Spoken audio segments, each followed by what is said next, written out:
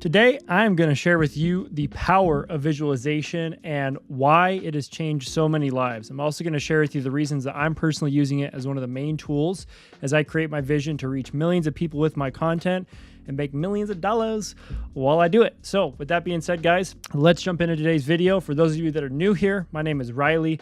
And on this channel, we like to break down the tips, tools, and strategies that I'm learning that are going to help you to win in your health, wealth, and relationships so you can live a happier life. With that being said, let's start with the science. So in this book that I'm reading called Psycho-Cybernetics, this author, Maxwell Maltz, talks about how our mind is like a guided missile and how our mental imagery, or in other words, the things that we put in our imagination through visualization, provide feedback to our subconscious mind, which is like the navigating system for our mind as a missile, okay? So an example of that is like, studies have shown when you visualize yourself taking an action that you stimulate the same brain region as if you were actually doing it. Our brain and our nervous system cannot tell the difference between something we imagine in our mind and something that happens for real in real life. That's why you see so many athletes or performers in general, Kobe Bryant, Michael Phelps, even one of my favorites, Arnold Schwarzenegger, talk about how they've used visualization, or they call it mental rehearsal, or having a vision as a part of their successful careers, whether it be in sports or for Arnold in movies, which we'll talk about just a second. With that being said, Arnold Schwarzenegger is a great example of the power of visualization. Go watch one of his speeches. He always talks about the power of having a vision, of knowing where you're going in life. In other words, of visualizing the desired outcome that you have. Arnold's story is crazy because he started off as an Austrian boy in this little country, right, where he didn't speak English. And somehow one day he stumbled upon a magazine, I believe, of Reg Park. This Reg Park guy was a pro bodybuilder, made millions of dollars, became Hercules in the movies, and he opened up a chain of gymnasiums. And when Arnold saw that, he's like, okay, that's it. That's what I want to do. Hit my keyboard. That's what I want to do. And he's like, look, I'm going to go to America. I'm going to become a bodybuilder. Next thing you know, a movie star. And if you look at Arnold Schwarzenegger's life, over every season or act of his life, he's absolutely dominated, right? He's become a champion bodybuilder. Then he went on to become the highest paid movie star of his time. Then he went on to become the highest political office you can hold as an immigrant. He even married into the Kennedy family, which is like US royalty. That's some crazy shit if you think about it. And when he talks about what he can contribute his success to, it's obviously hard work, but his vision. He had to have a vision first to visualize, to have, again, the guidance for his missile, which is his mind, to get where he wanted to go. So let's talk about more of like how this works. So Maxwell Maltz from Psycho-Cybernetics talks about imagination is the first step in creation, whether in words or in pictures. The mental pattern must always precede the material form. So to make that simple, what he's saying is, look, things exist in our mind before they exist in real life. An example of that is like this iPhone here. At one point, this was a thought in Steve Jobs' mind, and now it's sitting in my hand, right?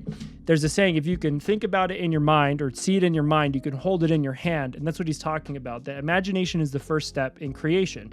He also said, let's step into the realm, So let's also step into the realm of philosophy and history. One of the other teachers that I like to learn from is Neville Goddard. Neville Goddard taught that our imagination is God within us. What he's saying is, just like, if you believe in God or the universe or source or some form of creator, us humans, we're interesting because we have that same creative power inside of us in just a smaller scale. Rumi had a quote that said, you're not a drop in the ocean, you're the entire ocean in a drop. Meaning it's not that, we're just like a speck on the map, but we're a part of something greater. We're a part of the ocean, so to speak, the creator, okay? So that's what these guys are talking about, that our mind, our imagination is that God-given creative gift that we can use to create things like an iPhone or a car or this freaking microphone or this dope-ass Dragon Ball Z shirt, right? The list goes on.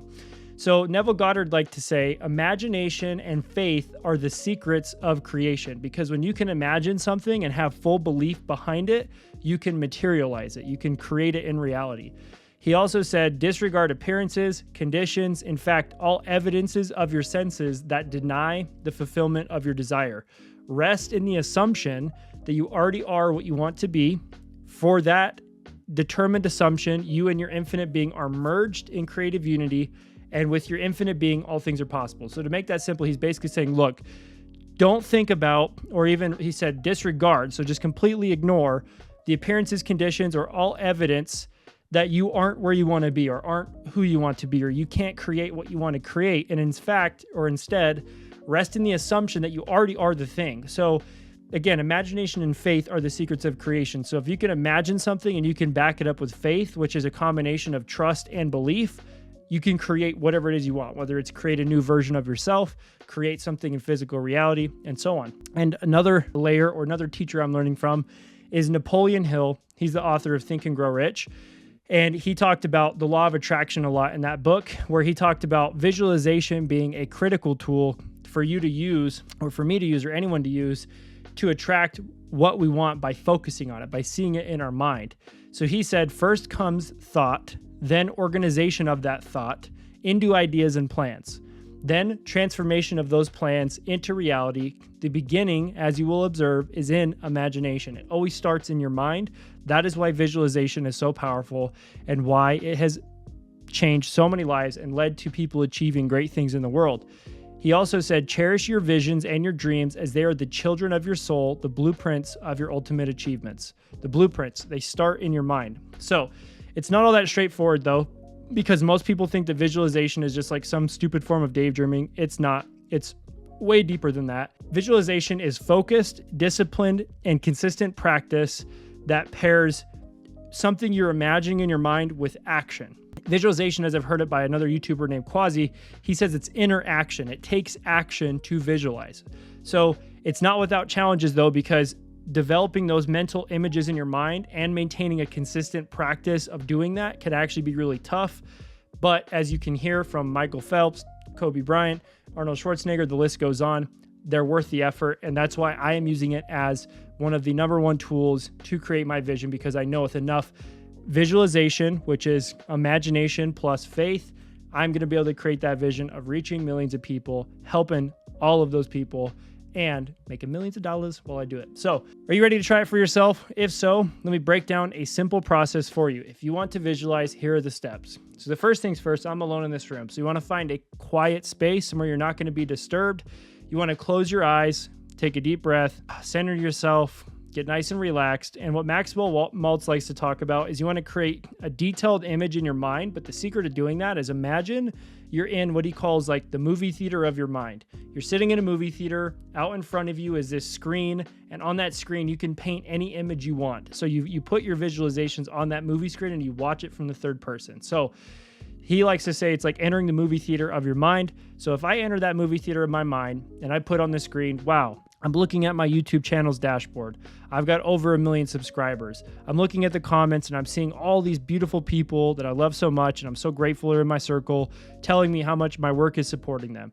And the most important part, I forgot to mention this, of visualization is not only the visualization, the visual, but it's also the feelings associated with it, because Neville Goddard, Maxwell Maltz, and Napoleon Hill all agree that you need to include emotions and sensations. It's not only about picturing it, it's about feeling the feelings as if the thing was happening or had already happened. So that's where Neville Goddard talked about thinking feelingly, right? Thoughts combined with feelings, they basically tune your vibration. This sounds crazy, but they tune your vibration to match the thing you're visualizing. So when I close my eyes and I visualize that YouTube dashboard, or I visualize being 210 pounds as I'm working to bulk up again, and I can just feel how awesome it feels to be fucking strong and jacked and whatever, it makes it more real. And again, your mind and your nervous system cannot tell the difference between imagined and real. So let's recap, guys. We covered the science, a little bit of the history, and we even gave you a practice for visualization. I hope that was helpful. And again, these techniques, whether you learned them from these guys that I'm talking about or somewhere else, they're so powerful. They can and will transform your life, as they have in the past for mine, and will continue to as I continue to practice them. So dive in. I want you to let me know down below in the comments what you're going to be visualizing with this new practice. And if you've tried it before, what are your thoughts? Have you read the other books I mentioned? Think and Grow Rich, Psycho-Cybernetics, or even what's Neville Goddard's book? The something awareness. I can't think of it right now, but that's okay. I love you guys. Until the next video, I will talk to you then. Peace.